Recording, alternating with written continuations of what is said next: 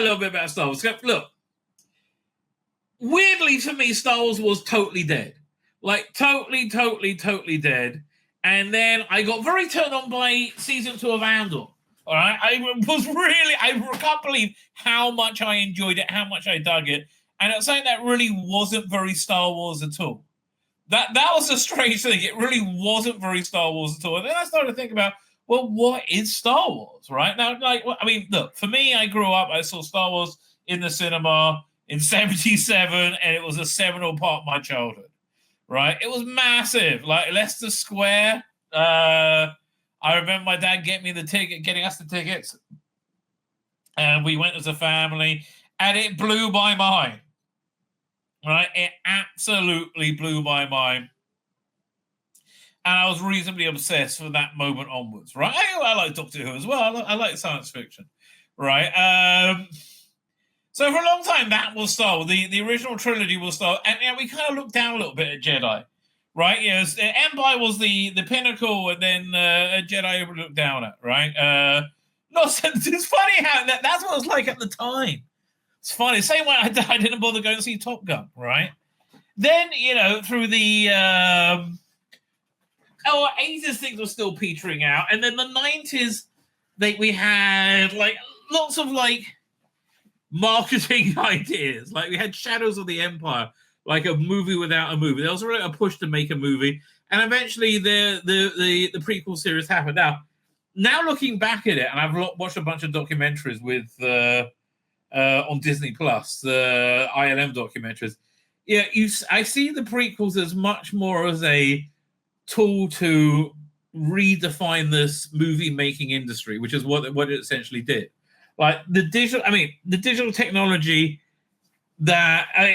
everything about making a movie is stems from the work George Lucas did there, which is far more important than making movies. Because let's be fair, those movies were not great. Now, I got to do a rewatch, by the way, of the original Star Wars, right? And try and look at it a little bit more critically rather than just like, an emotionally fun ride. But anyway, the prequels came out, and because they look kind of goofy, and again, they were very much redefining themselves, redefining Star Wars. We hated them at the time. We looked down at them. Like we didn't like Phantom Menace at all. And again, I'm rewatching Revenge of the Sith, and oh god, the dialogue is awful. I mean, it's so bad. It's like, oh god, it's terrible, right? So that's why I'm really looking forward to rewatching Star Wars. See, was that dialogue awful too, right? But okay, so the prequels of them have been around long enough though that then now they've legitimized themselves, right? Because you got much of Star Wars fandom came into as fandom via the prequels, right? And then you got the so this is the point where it started to really what Star Wars was open up into many different things, and Andor was probably one of the first things they should have done upon having on Disney Plus, right? Because what the function of Andor is doing all the world building that was never really necessary in the Star Wars cinematic movies, because they're essentially fairy tales. Right? You don't have to think too hard about them because they're like essentially simple morality tales, fairy tales of knights and space knights and evil wizards. Right? And the world that it's in is just somewhat coincidental. They put it in like a sci-fi setting to make it cool, but it's like there's not so much coherent world building rather than lots of cool stuff that we've seen. Right, so this is what Andor does. Andor is Andor is a very street level view of the Star Wars universe. It's nothing like cinematic Star Wars. Cinematic Star Wars, as I say, is like they are essentially wonderful popcorn movies that you go in the summer to watch. And again, they're very simplistic, uplifting morality tales. Very similar to the stories that we've had throughout. Our history, the history of the Western civilization, right? And so that's what. And Rogue One tries to do a similar thing to that, and I think also Force Awakens tried to do a similar thing. It really wasn't until we had The Last Jedi that things really fell apart really hard, right? So again, and so even something like Rogue One is so qualitatively different to Andor as a TV show. And again, Andor's really one of the things they should have started with, than ended up with, then ending with. Because again, it's got all that vital world building of how you put all this stuff, which we all really genuinely love, into a understandable context, right? So anyway, the reason I want to talk about this is because as I said, loved Andor, right? And it's really reignited my love of Star Wars. So I started watching, again, because I have Disney Plus, I really started watching Revenge of the Sith, because it's on 4K on streaming. I'm like, well, okay, that sounds fun. So then I got like halfway through it, and I remembered that the Clone Wars ended with a parallel story to Revenge of the Sith. So I started watching that, right? So and that's when I realized what Star Wars was. Star Wars is such a multifaceted universe now, that it could be a lot of very different things, right? When it tries to be Disney Star Wars, that's when it falls apart completely. So then, okay, I'm really enjoying the Clone Wars. There's Ahsoka Tano and doing like, cool Star Warsy stuff. So which I'm really like genuinely loving. So then I'm like, you know what? I remember the Ahsoka TV show was really painfully awful in a lot of ways. I can't remember why, but I remember really not liking it. And now I'm looking at things with a second look, because maybe I was just very prejudiced going in. Right? But I remember there was an episode of the Ahsoka show where it was live action, her and a de-aged Hayden Christensen, right, doing a live action Clone Wars. I'm like, well, that sounds, yeah, I want to check that out. So I watched that.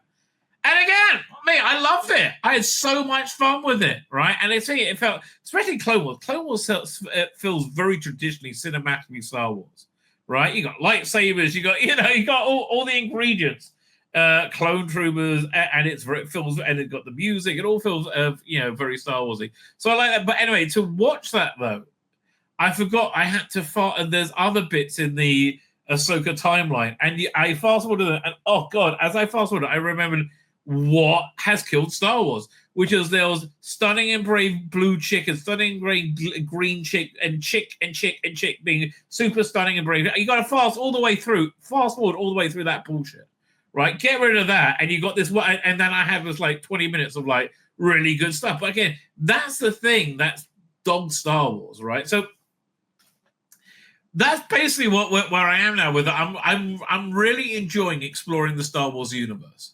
I'm reading Star Wars comics more, and I'm really having a lot of fun with it. But I'm trying to chart a course of where to go. So hey, let's look at all the TV shows, and we'll see if they're possible to work through them. Yeah, where are they? 1 second. Stop screen for a second. Share screen. Over here. I'll start with the live action one. Although again, I find Clone Wars as legitimately Star Wars as Star Wars, right? Mandalorian. Okay, I think Mandalorian, all 3 seasons are definitely safe to watch. Book of Boba Fett, I remember being just shit, relentlessly shit. So I don't think I would ever go back to that. And I don't like the way he saves himself from the Sarlacc pit, even though it makes sense. It didn't really. Oh wait, that was in Mandalorian though, not Book of Boba Fett. It's my mistake, right? That was actually quite okay. So Mandalorian, I think, is a legitimate place to explore Star Wars, right? Tell Book of Boba Fett never going back to again. Andor. No, not Andor. Obi-Wan Kenobi. Now, and I haven't watched it, but the only way to watch that will be to skip all the Reva sections and the Baby Leia sections, right? That might make it doable. But is there any worth to it? I don't know. But again, that's what, if you're exploring the Star Wars universe in this era, you've got to do. You got to go, how much of it can I watch? And how much of it is just garbage? Andor, love it all. Ahsoka, I think I pretty much saw everything I wanted to see from it with the live action Clone Wars. And for the love of God, why do they not make a TV movie like that? I mean, that would be the way to go. People would love that. I mean, de-aging is cheap enough now, I guess. And I'd like, why they make another 8 episodes? It was like, it really was painful, right? Every time I look, oh, look, it's another chick. It's another chick. It's another chick. Oh, look, another chick. Oh, there's a guy, but he's very feminine. How many chicks were there in this? It's like, let's have the Star Wars. Yeah, okay, starring Rosario Dawson, Natasha, whatever her name, Mary Elizabeth Winstead, Race. He was good. He was great, and she was actually pretty good. The Sith, whatever, the bad guy, I know, apprentice. Who's this? Diana, another chick. David Tennant did a voice. Very, very feminine man. Genevieve Wright. Oh, okay. I like her. She was Mon Mothra, but she wasn't really a major character in it. Lars Mikkelsen was in it. Really? Oh yeah, he played. I kind of like that whole General Thorne thing. But again, chick. Will you stop? Star Wars was for 8-year-old boys, right? Acolyte. Oh, fuck off. Why? As Skeleton Crew, I didn't bother watching because I don't know, it doesn't really do it for me. You know, I hate to tell you this. These are the kiddie stuff. No, none of that interests me at all. What's this? Shadow Maul. There's some Shadow Maul show coming out. A Darth Maul show coming out. Oh, that's the other thing. I started going back and watching Darth Maul stuff. So I might rewatch Clone Wars. Right. I felt it was very authentically Star Wars. I don't know, Rebels seems like it was shit though. Again, it seems like it takes place 14 years after Star Wars Episode 3. Revenge. Oh, so 5 years before Star Wars. Or was it Resistance then? What's that one? I don't know. Film. New Republic recorded Resistance to Spy on the first. It sounds like crap. So again, I don't know.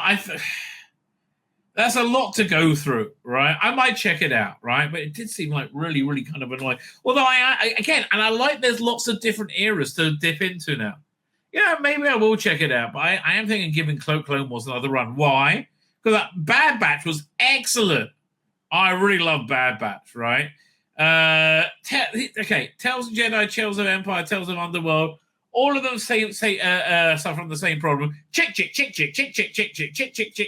No, for God's sake, have some male characters, right? And Visions. That's kind of like the anime Star Wars, isn't it? I mean, that's kind of like an interesting curio.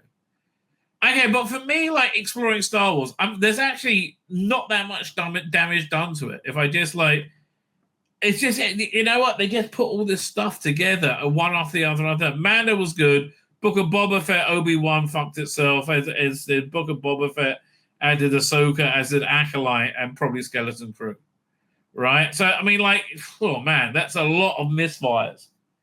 Out of 1, 2, 3, 4, 5, 6, 7. Because I didn't watch Skeleton Crew, that's a misfire. So there's 1, 2, 3, 4, 5 out of 7 have been a massive misfire, right? And of course, you got the sequel trilogy that, who gives a shit about? Quite frankly, I mean, they're sidelining it now. They've totally forgotten about it, right? There's a Star Wars game show. Okay. Yeah, this is their Star Wars franchise. Let's see what movies they got coming up. This is the comics. No, novels, comic. Well, where's movies? Films. Hang on. Let's see what they got coming up in the next few years. Fine. So the Mandalorian Grogu next year. So I'm really intrigued how that's going to go, because one of the reasons season 3 of Mandalorian was a bit grating was because again it got much more feminized, right? But essentially because it represented the death of the Jon Favreau Star Wars direction in favor of the sequel, the Kathleen Kennedy sequel trilogy, as represented by they had that big Mando who's got like the giant gun that represents Favreau. He did the voice of that Mandalorian. He gets taken out by the Praetorian Guard, who are probably one of the only good ideas from the sequel trilogy. I really like those guys, right? So that basically indicated that his vision of Star Wars was dead. So now he's doing this. How does that fit in? I don't know, but I think that's going to be a good movie, right? I hope it's going to be a good movie coming out May next year. And then the year after, you got Jedi Starfighter, which is good, an interesting standalone movie. I'll see that. But they've the untitled Charmin Obid Chinoy film, that's gone, right? Untitled Dave Filoni film, I think that's probably gone as well. James Mangold film, that Taika Waititi, and I don't think any of these ones are happening, right? I think everything's been put on hold because again, there's just not unlimited funds to keep fucking themselves in the arse and making shit movies. Yeah, and that bottom line is the problem with the Disney stuff. The quality is in the bloody toilet, right? It's crazy. But the quality is just in the toilet. But again, I'm just really enjoying Star Wars again, which is, the funny thing. And like for me, there's a lot to watch and enjoy in the Star Wars universe, even after years of Disney fucking it in the arse, right? Unbelievable. But yeah, even then, there's plenty. There's plenty for me to enjoy. So I don't know. It's weird. It hasn't. One TV show really changed it for me big time, right? Genuinely, and honestly, because much like Doctor Who, current day Doctor Who is dead, buried, and going to be forgotten. Nobody really cares about it, right? It's like, no one's really going to remember current day Doctor Who. Like, no one's going to say, oh, remember, like Caves of Androzani, right? It's never going to be talked about again. Nobody's going to care about it. It's gone forever. And I feel the same way with the shit bits of Star Wars, right? That they don't matter, which is the weird thing. And I think because this is kind of an indication where we're going with Doctor Who, and I hope we go there with Star Trek soon enough. And when they totally and utterly fail, I mean, the problem is that Star Trek is they still keep churning it out. Weirdly enough, and nobody likes it, right? At least with Doctor Who, and at least with Star Wars, it got to a point where they had to stop, right? And I think that makes a big, big difference, right? I think it makes a massive difference. So yeah, you can't really take a breath until the franchise really just stops and slows down. Now, you got something like Marvel that tried to do the same thing and just failed completely, right? They just absolutely completely failed. Look at Fantastic Four is more woke shit, right? And then, the rumor going around is James Bond, there's a black guy there who's like a shoo-in for James Bond. I hope that's not the case, right? I genuinely hope that, how would you be so dumb as to do more of the same? Right, I really don't know. I don't know. But listen, for me, watching, I remember waiting for Empire Strikes Back to come out, finding out its name wasn't Star Wars 2, but it was The Empire Strikes Back, and finding more out about you saw Darth Vader from behind with his helmet off, and finding more about this weird world, right? That I was really into. Now I can so explore this world, and again, I think Clone Wars is a great way to do it. Maybe Rebels. I'll give it a go. But Clone Wars is definitely a great way to do it. I like the prequel trilogy that explores the world, very well as well. And there's, Mandalorian, right? It's again in the post-apocalyptic, post-destroyed franchise world. There's a lot to enjoy in Star Wars once you get over once the anger of it being shat on relentlessly is over, which is where I'm long over. I mean, me caring about Star Wars is long gone, but now it's back again because I'm so happy with it, right? So I'm very much enjoying this renaissance that I have, genuinely very much enjoying with Star Wars, right? And look, I hope all of you are equally blessed with your own fandoms, where they may be. My name's Tzvi Lebetkin, the Rabbi from another planet. Please like, share, and subscribe, and ring that little bell. Ring the little bell so you're notified when new videos drop.